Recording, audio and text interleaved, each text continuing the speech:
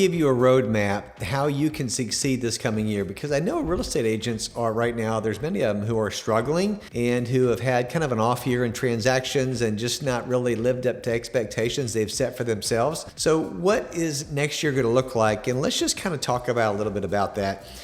Here's what I want to say. First of all is this: you've got to build trust first, not just transactions, right? You know, this is a relationship business. It is all about the relationships you built. And to do that, you've got to build the trust. Now that you can build trust in so many ways, right? People want to know you, like you, trust you. You've heard of that for years. Know, like, and trust. You've got to build the trust. More and more successful agents, they're going to lead with education and not pressure. So informing one another, informing buyers and sellers what are the best ways to purchase a home this year? What are some of the top financing available programs that are out there? Sellers, what is the best way to sell your house for top dollar? How can I help you? Give you a checklist of items to work with. How can I do a seller orientation walkthrough to give you an idea of how to get your house ready? I mean, build it with education. That's going to be so much better and relational than just trying to pressure them. Another way to build trust is just, be very transparent about your pricing, about the timing, about options that are out there. If you're working with a seller, be very realistic with them about pricing their home in today's market. I've never met a seller who didn't think their home was worth more than it actually is. Now that's my joke, and it's pretty much true, but there are sellers who don't always think that, but most all of them think, oh, I thought it was worth more than that, or I thought it was going to be up here. Let's be realistic. Let's build relational collateral or equity where your home is really worth. So just communicate very transparent about pricing. Also with home buyers, explain to them what the market is looking like for them right now. Explain the buyer's broker agreement in a very teachable fashion, right? Tell them the goods and the bads about the buying market where they're located, what multiple offers look like, what negotiating closing costs looks like, all about educating the client that God has put in front of you. Trust is going to be the number one currency in today's market. People will choose who they trust, not who advertises the loudest. It's not going to be that way. Number two, become a local authority, not just a generalist. So Google, YouTube, AI are replacing the generic agents. You've got to be standing out in your marketplace. Now that may mean, and more than likely will, developing a specific or market niche or niche. I don't know, however you want to say that, but it can be based on location, lifestyle, being faith-based, being in the luxury space, relocating, first-time home buyers, but be very specific or niche-based. It's going to help you to kind of become a local authority. You also want to create content around local insights, right? Many times I'll get on MLS, and I'll have a copy of it here, but I will show what the market statistics are through our board. And I'll talk about list to sell, inventory available, days on market, average, that sort of thing. I'll go through the whole month and the whole year. So what does the local insight look like? Okay. What are local neighborhoods doing? What are local builders doing? Zoning, growth trends, you name it. And answer real questions. What buyers and sellers are actually asking. What are they asking in your marketplace? The local expert beats the top producer every time because you're boots on the ground. You're looking at the hot sheet or the MLS sheet every day. You're the local authority, right? And the more you study it and the more you have more market knowledge, you will become more of a valuable commodity or asset in your marketplace. Number three, you've got to succeed by you got to master video and digital presence. This is non-negotiable. I have absolutely been working on this in the last couple years, 2 to 3 years. I will say it's a slow growing process, right? It is something that does not happen overnight, but consistency, discipline, providing value wins every time. If in this coming year, if people can't see you or hear you, they're not going to trust you. They can't look at your picture anymore from a mugshot. What was it called? Not mugshots. You know what I'm talking about. From a beautiful picture. I'm drawing a blank on the name of the place. I'm not going to edit this either. That's from 20 years ago. Do you have a realtor in your marketplace that I can picture 2 or 3 in my mind now? I'm not going to say their names. That are using a picture from like the 80s or the 90s, right? Okay, I was guilty. I had one like 8 years old until last year, which is not super old, but Few more grays. What is your picture? You can't just use pictures anymore like that. You've got to be in the digital space. You got to master video. So important. People want to hear your tone of your voice. They want to look in your eyes. They want to hear the value that you offer and know some of your market expertise. So it's not going to be perfect. They just are looking for consistency. So important. Short form videos, in YouTube, Facebook, TikTok, Instagram, super important. You can do market updates, brief little home tours that are like 60 seconds or less. That would be a reel. Love doing those, by the way. Educational clips, whether it's on buying, selling, maybe your favorite scriptures, your favorite thing about being a person of faith in the real estate business. Maybe it's a mindset. Man, having the right mindset in this business is so important because people hire agents that they already feel like they kind of know a little bit, right? They already kind of know them. So you're listening to me on this video. When we have a phone conversation, this is just me, right? I'm a real person. You are too.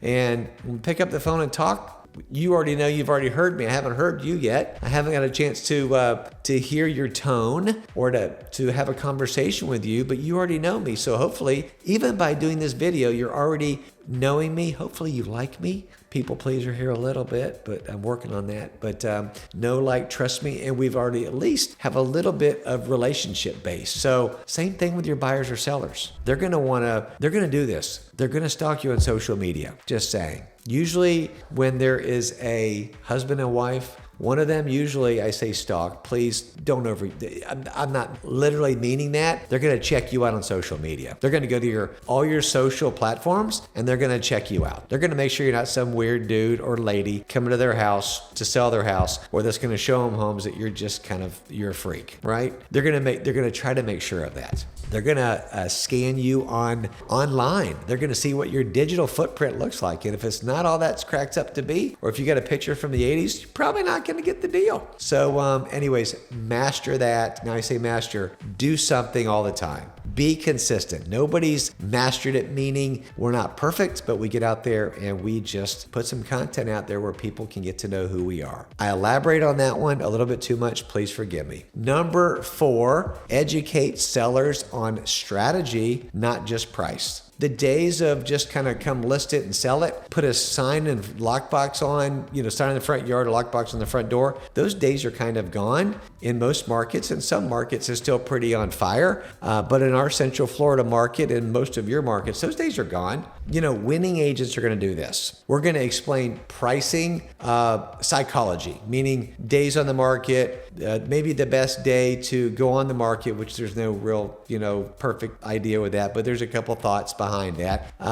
You want to show absorption rates, meaning how long it's taken for homes to get absorbed in today's marketplace, what the days on the market are averaging in their price range, buyer demand in their price range, and most importantly, you're going to offer, remember, heart of the teacher. So you're going to offer creative solutions when it comes to buyers. What are the incentives looking like? What are the home builders offering? Staging for selling their home, timing strategies, because sellers want clarity and confidence, no false promises. Number 5, provide real value to buyers. Not just door opening, but buyers need more guidance, honestly, than ever. Whether they're first-time home buyers or they bought one home 10 years ago, I'm telling you, they're going to want to understand rate buy down. They're going to want to talk about affordability strategies. You're going to help teach them with patience, with negotiating their offer, how to win with their offer. If there are multiple offers, that's a whole different conversation. Talk strategy with winning the multiple offer. You want to be a strong advocate for them, not just some kind of a scheduler, right? You're not just a door opener. You know the market, you know pricing, you know strategies, you know how to work with the other agents, which is so important. You're professional, you're timely, you have a sense of urgency. You're not just going to drag things out, because you and I know this. The longer we drag out negotiations, if you're working with either one, buyer or seller,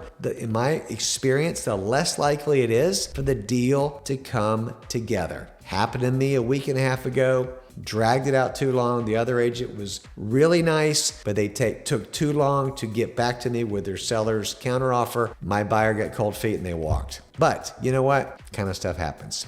So be a real asset and a teacher for your buyer. Number 6, build a relationship-based business, not just leads. Leads are getting more expensive every year. But relationships, they compound, right? Leads are leads, but man, when you can have a referral-based business, a business where relationships compound and they refer their friends to you, their family, their coworkers, oh my goodness, it is amazing. It's the most amazing thing. Succeeding agents this coming year will nurture their past clients consistently. They will follow up with them. They will touch base. Hey, what's going on? Any friends or neighbors or anything you need help with on real estate, right? Stay in touch, give them value-driven communication. Hey, you want a market analysis on your home? Maybe you're not thinking about selling, but can you believe this? You've already, in the last 5 years, you've got like $60,000 worth of equity already in your home. People want to know that kind of stuff because you never know when they're going to get a job transfer or some unfortunate situation is going to happen in the family and they're going to need to sell. Well, if you've stayed in touch with them, you've added value to them, you've helped them, it's going to help with your relationship. Succeeding agents will also do this. You'll build your referral pipeline through authenticity and service, right?